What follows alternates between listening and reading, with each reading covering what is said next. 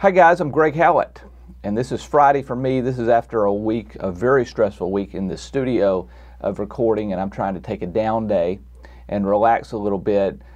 First time in the studio, so I'm figuring out a lot of technical stuff as well as trying to record some complicated music, and I need a break.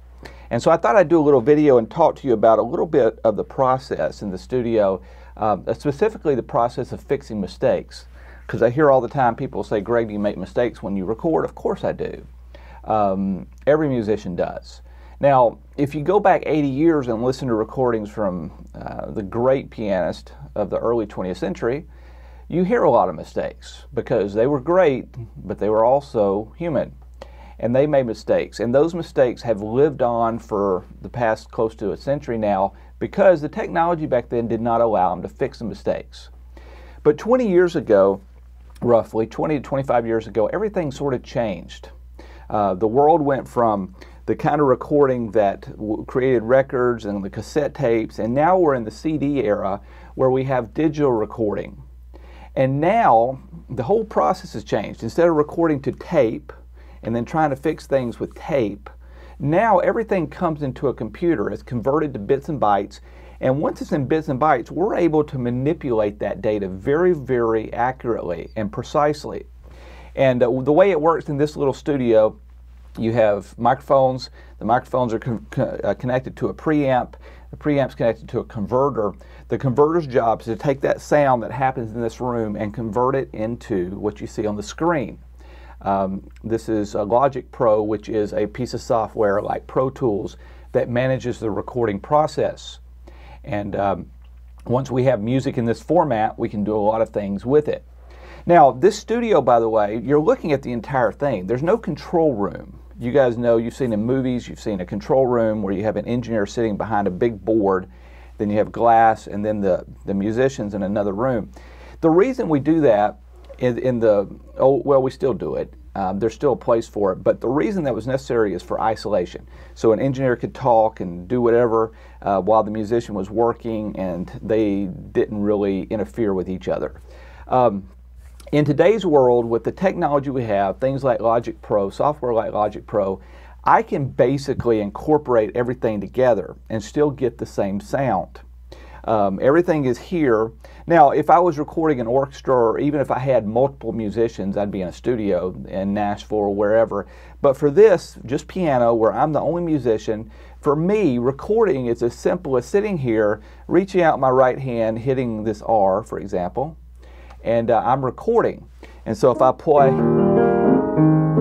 you see what happened, or what's happening on the screen.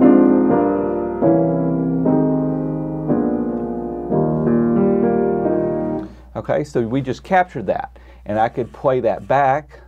I guess I will for you, just so you can hear it. It sounds like this.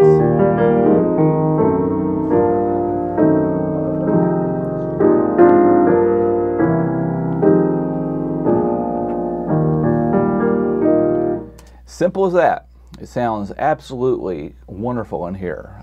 Sounds just as good coming through the speakers as it does coming out of the piano. I have a lot of people to thank for that.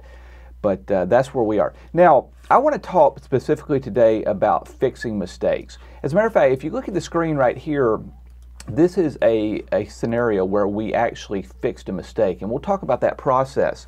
That white line represents a mistake. Now, what we do is this. I would start, if I was starting a song, and I'm going to start a song here in a second, and we'll walk through it. Let's say What a Wonderful World, which I've been recording this week. Let's say I start playing What It's a Wonderful World, and I get through the intro and the first verse, and then I hit a mistake. Okay, so what we'll do then is we're going to stop it and fix it. And I guess I'll just do this for you. So let's play, and then we'll stop. I'll make a mistake on purpose. Normally it doesn't take much for me to make mistakes, but today I'll make a mistake on purpose, and we'll stop and fix it. Okay, here we go.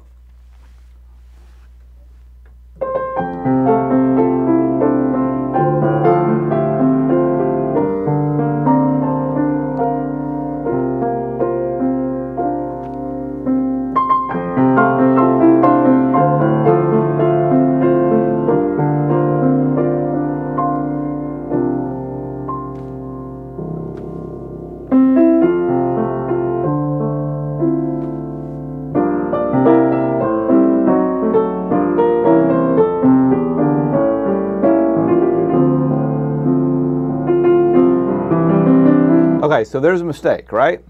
All right, so up to there we're okay, sort of okay. I don't know that there would be keeper stuff because I'm looking for more than just clean piano. There's more to it than that. But now I have an obvious error where I have to fix it. Now here's what we do. We start at the top. I don't have to start at the top. I really just need to find the place where the mistake is. So let's go find that. Okay, so the mistake actually is happening right here. Let's go back just a little bit so you hear it in context.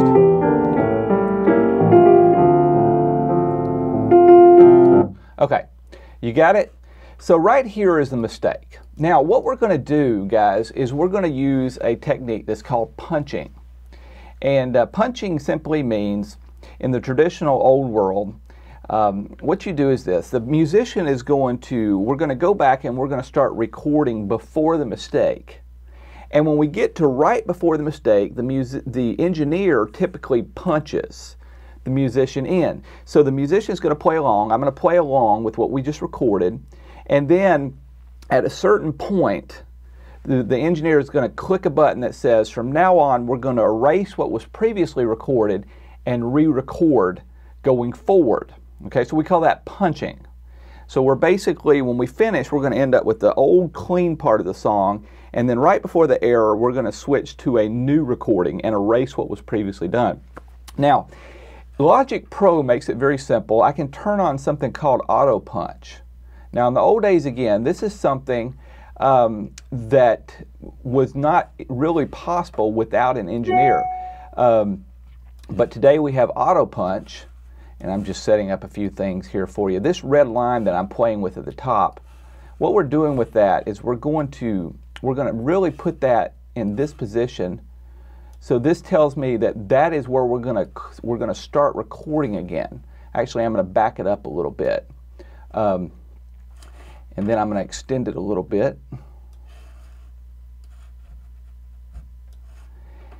Now, here's what's going to happen. I'm going to bring the playhead back to here, and I'm going to click record, and auto punch is on. And what you're going to see, as soon as I hit record, everything from this point on is going to disappear. And I'm going to play along with the track until that point, and then I'm going to be on my own re-recording. Okay, so watch what happens. Actually, I'm going to back up just a little more so we can make sure we're in character.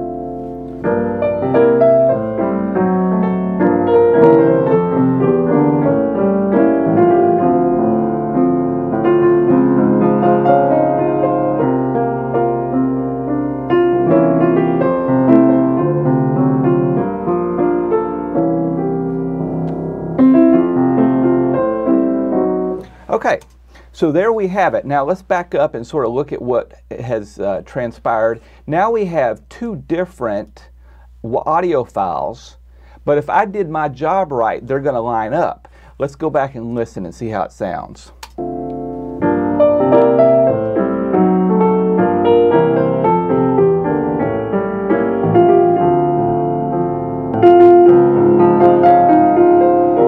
Okay, do you notice we went straight across from one to the other and it felt natural? Now the reason it feels natural is because I backed up and I was playing along with myself so that when we switched to the new clip to fix a mistake, it felt like it all, flowed. And that's a big, of course, a big important part of music.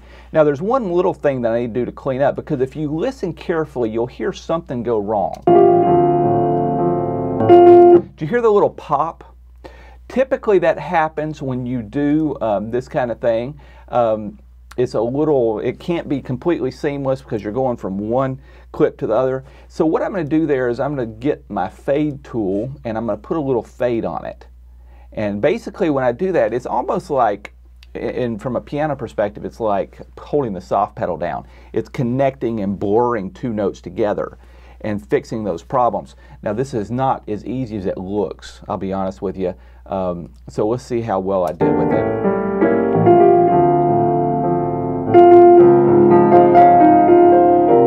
Okay, so I got rid of the pop, and I'm not sure that I like this so far.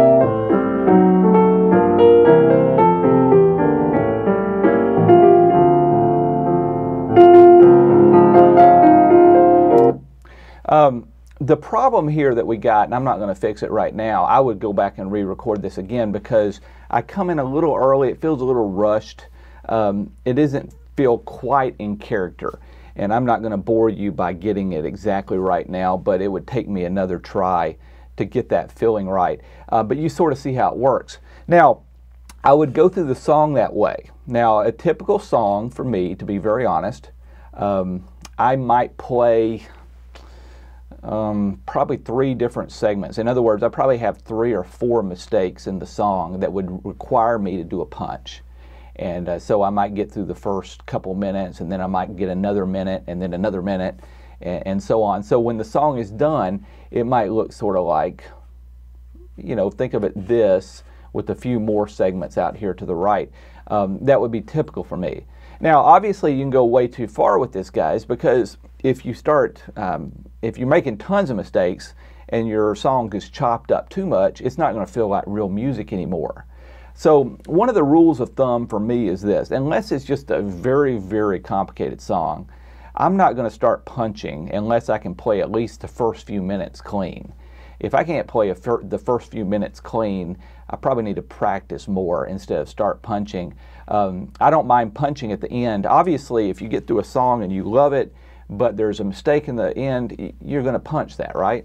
But on the other hand, if you're starting to make mistakes in the first measure, then you just start over. And so you have to sort of draw the line for yourself and how that works and what to do with that. It depends on the song and other factors. But obviously, the fewer punches that you have, the better. That being said, punches are a necessary part of being a human and a musician. Hope that was helpful. I'll see you again in future videos.